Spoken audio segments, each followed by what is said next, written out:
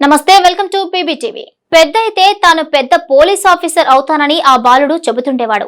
దొంగలను పట్టుకుని జైల్లో వేస్తానంటూ చెప్పుకొచ్చేవాడు. ఆ బాలుడి మాటలను విని తల్లిదండ్రులు పొంగిపోయేవారు. తమ కుమారుడు ఆ స్థాయికి రాణించగలడని నమ్మకంగా చెబుతూ ఉండేవారు. అయితే ఆ తల్లిదండ్రులను చూసి విధి ఈర్ష్య పడిందేమో, క్యాన్సర్ రూపంలో మృత్యువు దూసుకొచ్చింది. కబళించేందుకు ప్రయత్నిస్తోంది. కానీ చిన్నారికి ఆ విషయం తెలియదు.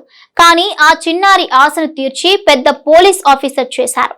గుంటూరు నగరానికి చెందిన అనుపోజు బ్రహ్మం లక్ష్మి దంపతులకు మోహన్ సాయి అని 7 ఏళ్ల కుమారుడు ఉన్నాడు.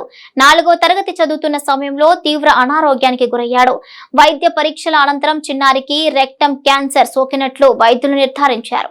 దీంతో ఏడాది కాలంగా హైదరాబాద్ బంజారా హిల్స్ లోని బసవతారకం క్యాన్సర్ ఆసుపత్రిలో చికిత్స చేస్తున్నారు. అయితే పోలీస్ అధికారి కావాలన్న మోహన్ సాయి కోరికను తల్లిదండ్రుల ద్వారా తెలుసుకున్న ఆసుపత్రి సిబ్బంది మేక్ ఏ విష్ ఫౌండేషన్ సభ్యుల ద్వారా చిన్నారిని బంజారా హిల్స్ పోలీస్ స్టేషన్ కు తీసుకువెళ్లి చిన్నారి కోరిక గురించి తెలిపారు.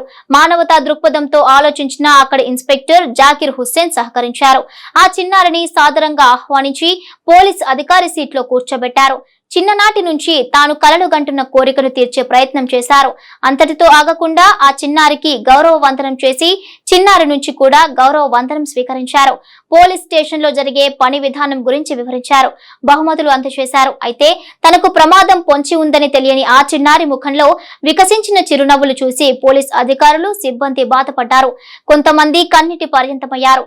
మోహన్ సాయి త్వరగా కోలుకొని పెద్దయ్యాక పోలీసు ఉన్నతాధికారిలో కొలువు దక్కించుకోవాలని ఎక్కువ మంది ఆకాంక్షించారు, ఆశీస్సులు తెలిపారు.